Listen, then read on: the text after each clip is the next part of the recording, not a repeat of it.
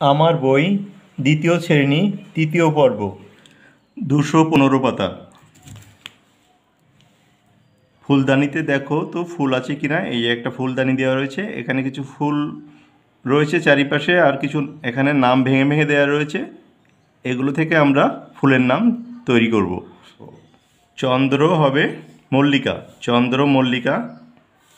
রজনী গন্ধা, সূর্যমুখী, কৃষ্ণচূড়া, আদি হবে আকন্দ, আর হবে পদ্ম। এটার সাথে এটা এসে হবে পদ্ম। এখানে দেখো 1 2 3 4 5 6 7 8 9 10 11 12, 12টা রয়েছে। 12টা ফুলের নামকে ভেঙে রাখা রয়েছে। 12টা দিয়ে 6টা ফুল তৈরি হবে। তাহলে এখানে আমরা পেলাম চন্দ্রমল্লিকা, রজনীগন্ধা, সূর্যমুখী, কৃষ্ণচূড়া, আকন্দ আর পদ্ম। এরপরে 5 দাগে রয়েছে এসো মেলায় কোন ফুলের কী রং। দেখো এখানে কিছু ফুলের নাম রয়েছে আর এপাশে রং দেয়া রয়েছে। আমরা এগুলো মিলিয়ে দেব। দেখো জবার রং কি হবে, জবা হবে লাল, তাহলে জবাটাকে তুমি লালের সাথে মিলিয়ে দাও। গোলাপ হবে গোলাপি, অপরাজিতা হবে নীল, জুই হবে সাদা, আর গাঁদা হবে হলুদ। এরপরে রয়েছে প্রিয় দুটি ফুলের ছবি আঁকি ও রং করি। এটা তোমরা তোমাদের পছন্দের দুটো ফুলের ছবি আঁকবে, এঁকে যে ছবিটা তোমরা ভালো আঁকতে পারো সেই ছবিটা এঁকে রং করে নেবে। এরপরে কিছু দেখো এখানেও একটা ঝুড়িতে কিছু ফুল দেওয়া রয়েছে।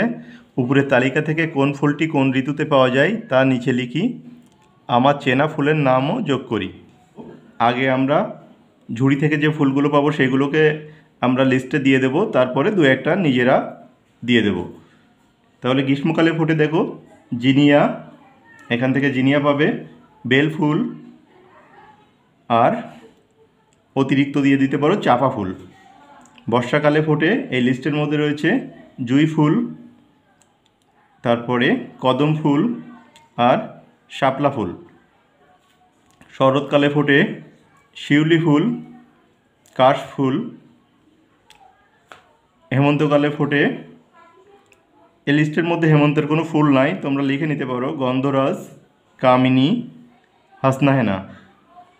শীতকালে ফোটে, এর মধ্যে রয়েছে গাঁদা ফুল, এর সাথে তুমি যোগ করে নাও চন্দ্রমল্লিকা, সূর্যমুখী। আর বসন্তকালে ফোটে, এখানে রয়েছে পলাশ ফুল, পলাশ ফুলটা বসন্তকালে ফোটে, আর কিছু পাবে না এখানে। এর সাথে তুমি যোগ করে নাও কৃষ্ণচূড়া আর শিমুল।